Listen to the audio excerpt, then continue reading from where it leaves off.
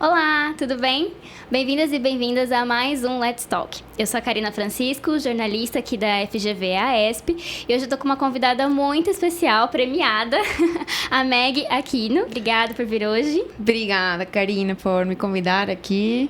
A Meg hoje ela é diretora de E-Commerce Operations do Grupo Carrefour Brasil. Foi premiada recentemente com o prêmio Women in Supply Chain. E também fez já mestrado aqui com a gente, mestrado profissional em gestão para competitividade em supply chain. Conta um pouco pra gente, então, qual a importância, o impacto que esse prêmio teve para você, como foi esse processo? Primeiro, um prêmio super legal porque parabeniza a liderança de mulheres em cadeia de suprimentos. E é o primeiro ano dos 4 que esse prêmio tem que considera mulheres fora dos Estados Unidos. Então, esse prêmio é conduzido por 2 revistas super importantes no mercado de alimentos e logística dos Estados Unidos, que é a Food Logistics and Demand and Supply Executive, porque para mim foi muito importante esse prêmio. O primeiro passo é que você ou alguém tem que enviar seu nome para ser avaliado por um comitê dessas revistas de profissionais, mundo acadêmico, baseado em quanto você tem contribuído para a cadeia de suprimentos como líder no seu país e na região. Então, para mim foi uma grande honra ter recebido esse prêmio. Eu acho que é super importante, primeiro para dar visibilidade em Latinoamérica do que a gente está fazendo. Parece engraçado, mas eu fiz parte dos meus estudos nos Estados Unidos e coisas aqui que para a gente são super cases super óbvios e conhecidos, lá não tem essa visibilidade. Então, para mim, que legal, estão reconhecendo a gente que está aqui em Latinoamérica, principalmente aqui no Brasil. Ótimo ouvir isso. E conta pra gente como que você chegou até aqui, qual a sua trajetória profissional? A minha trajetória começou já há um pouco mais de uma década. Comecei no mundo da indústria, especificamente em empresas como Avon, Unilever, que foi a minha grande escola. Em várias áreas, eu fiz, mais de 9, 10 funções na indústria relacionadas à tecnologia, dados e principalmente supply chain. Demand, supply, reporting, customer service, finanças para supply chain, etc. E eu comecei minha carreira na Argentina. Esse sotaque é de Buenos Aires. Eu sei que vocês não perceberam, mas eu comecei na Argentina, eu fiz a minha graduação lá, numa universidade chamada Tecnológica Nacional, Faculdade de Engenharia. Com 26 anos, vim aqui para o Brasil como expatriada e eu sabia que tinha que continuar meus estudos, né? Queria muito morar fora, então, tinha conseguido. Também queria estudar e achava que era um ótimo momento para conectar com o mercado, porque era super nova aqui. Então, fiz aqui o mestrado. Encerrando o mestrado, eu mudei de carreira de forma muito clara. Saí da indústria para entrar no e-commerce. Isso foi em 2019. Me especializei mais um pouco nos Estados Unidos, na MIT, fui estudar Logistics and Supply Chain, focado em e-commerce, focado em alimentos. Voltei, fiz parte da construção de uma startup, um marketplace para alimentos frescos. Passei aí quase um ano estruturando tudo no meio da pandemia, por conta da gente não poder sair, por essas dificuldades que a gente tinha no mundo como um todo. Fui para o varejo, que era o grupo Walmart, que virou o grupo Big, para construir do zero uma operação para que, se você está em casa e quer receber a sua janta, almoço, a sua compra do mês para você, para um familiar, você consiga ter essa opção. E naquela época foi muito importante. E desde então, continuo aqui no varejo alimentar, estruturando essa área que é super nova. Tem menos de 4 anos. Ah, que legal. Nossa, é super importante nessa mudança com a pandemia do supply chain, ainda mais, né, no varejo, no alimento, que é realmente fundamental para todo mundo. E hoje, então, você é a diretora de E-Commerce Operations no Carrefour Brasil. Exato. Como que é o seu dia a dia nessa posição? É muito animado. E é muito interessante porque mesmo, pensa assim, o varejo tem décadas, né? Até o Abílio Diniz, que é uma figura importantíssima aqui para a FGV, para o mercado, para o país.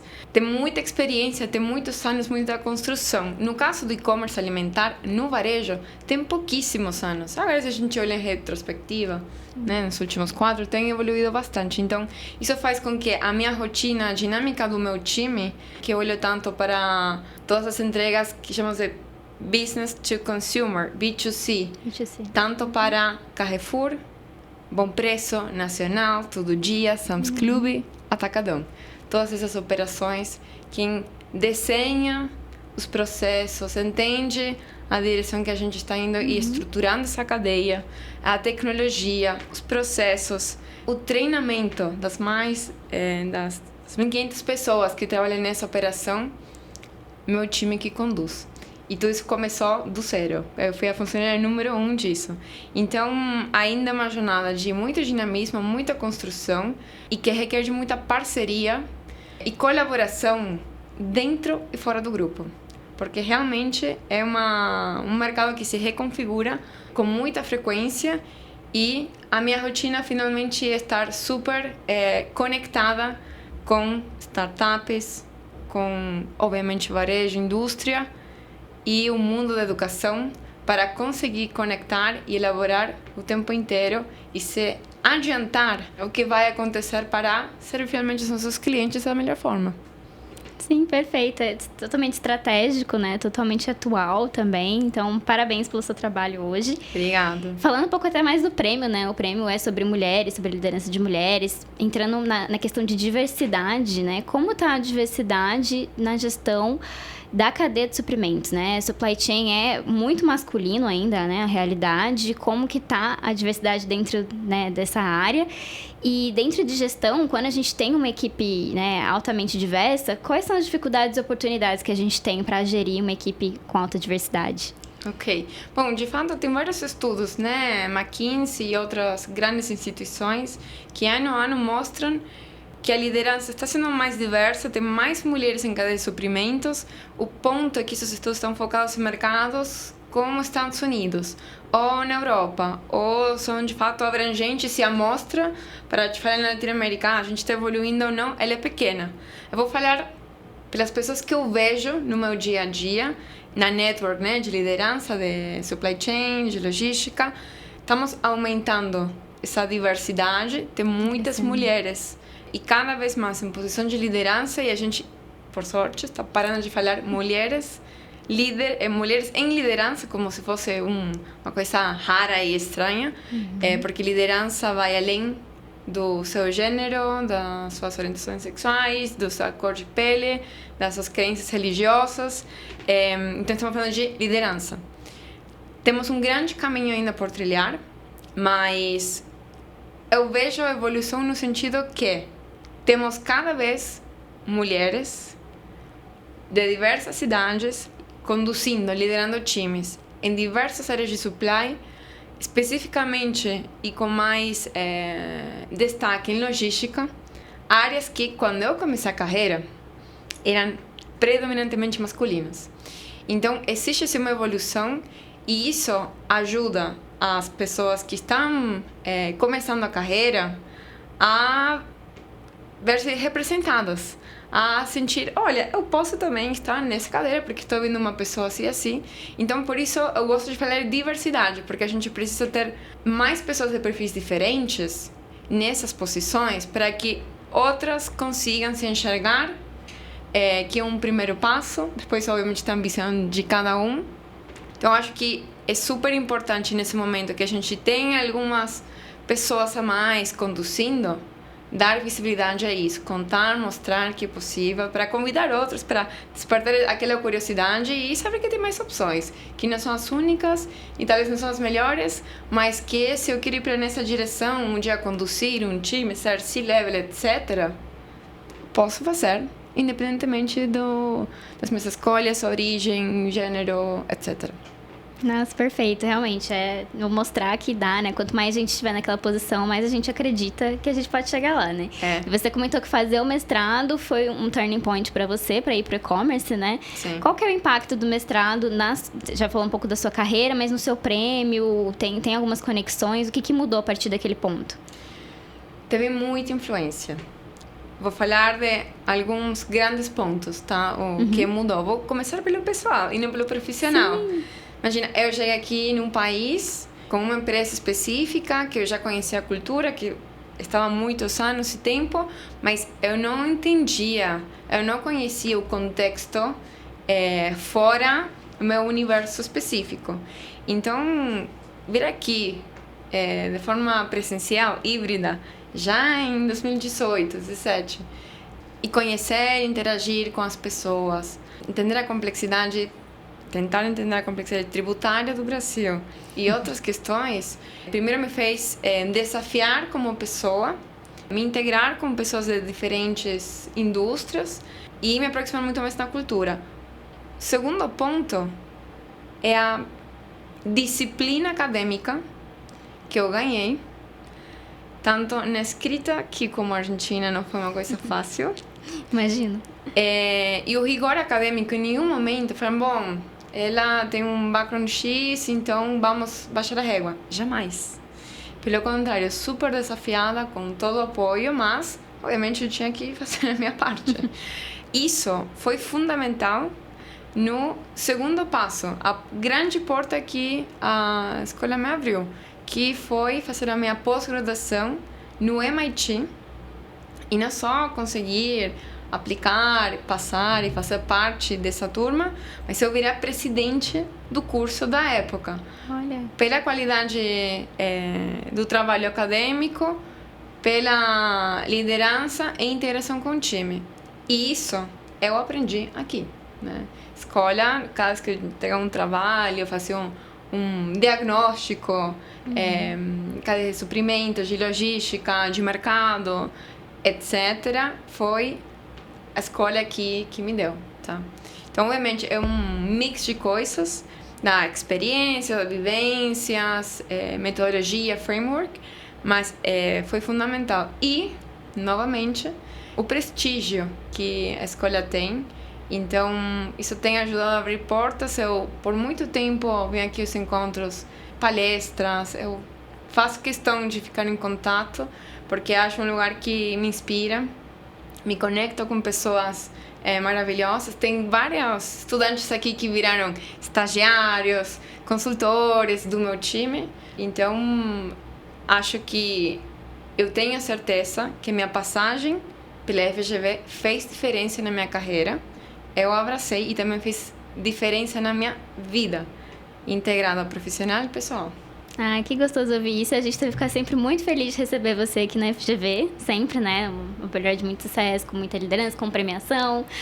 Tem algum conceito, alguma disciplina específica que você se lembra, que foi fundamental, que você usa até hoje no seu dia a dia? Olha, tem várias. É difícil escolher uma, mas acho que o pensamento crítico, lateral e embasado em dados. Isso, para qualquer função que eu tive, o desenvolvimento, etc., para mim foi fundamental. Principalmente no momento em que você tem um cenário de incerteza, então em pandemia. Como eu vou entregar, ou qual que é a minha prioridade, ou qual é o segmento de clientes, ou tipo de cadeia que eu vou construir para uma determinada questão. Não estava no livro. Eu não podia consultar uma coisa específica que me ia dar orientação. Então, são essas ferramentas, o olhar o todo, conseguir entender os pontos que são chaves, extrapolar isso e acompanhar com dados, evidências, para ver se isso realmente tem escalabilidade. Essa forma de pensar, trabalhar, combinar os elementos, fazem com que, se o desafio é novo, se é uma coisa que nunca foi feita, ajude, principalmente para configurar novas cadeias digitais, híbridas, com inteligência artificial, o que estiver por vir, ajudam a ter senso crítico e prezar pela escalabilidade, sustentabilidade. Tá? Bem isso que a gente tenta aqui passar, né, no mestrado profissional em Supply Chain. E para terminar, a última pergunta, Meg, qual dica você daria para o profissional de Supply Chain hoje? O que não pode faltar no profissional hoje? Dominar tecnologia. Acho que são como 3 grandes etapas de profissionais de Supply Chain. Quando eu comecei a carreira, um profissional de Supply Chain era super valorizado pela experiência, a quantidade de anos que essa pessoa tinha, porque existia ainda pouco divulgada ou com pouco volume, conhecimento estruturado e aplicado. Já nos últimos 15 anos, a gente vê muitos mais cursos, formação. Então, você pode crescer como profissional de supply chain, não só pela sua experiência, quantidade de anos, mas principalmente dar esses ups e adquirir, mediante educação formal, o que você ainda não vivenciou. O que eu acho que vem para o futuro é essa experiência cumulativa, mas o domínio de novas tecnologias para você desenhar coisas super novas. Então, de forma super clara, hoje, inteligência artificial. E não falo só de usar o ChatGPT, mas entender como que o perfil dos seus times vão mudar, os skills que eles precisam para utilizar uma linguagem de LLM para um determinado resultado, como que a gente consegue automatizar via RPA ou alguma outra tecnologia atividades que são super manuais, que a gente ainda tem na cadeia como um todo, né? O que não pode faltar hoje é a abertura a ser um aluno, começar do zero e olhar tanto a tecnologia, mão na massa, das diversas que temos hoje. E segundo, se abstrair e ver como que essas tecnologias mudam perfis dentro dos nossos times para fazer desses times diversos. Um time que consegue ir crescendo na posição, trazer novidade e evoluir nas próprias cadeiras em outras, né, para a liderança. E segundo, vantagem competitiva para os nossos negócios. Excelente, o papo tá muito bom, mas a gente tem que ir. E agradeço muito, né, de você ter vindo, voltado da FGV para contar sobre tantos assuntos tão importantes, né? Tanto a complexidade hoje da cadeia de suprimentos, quanto a diversidade, né, dentro do supply chain. Então, se você ficou interessado em saber um pouco mais do mestrado profissional em supply chain, fique ligado nas nossas redes sociais, FGV-AESP, no nosso site, ou entre em contato com a Admissions Office também. Agradeço demais, Meg, por você ter vindo aqui hoje. Obrigada a todo mundo por assistir. Fiquem acompanhando a gente para os próximos episódios.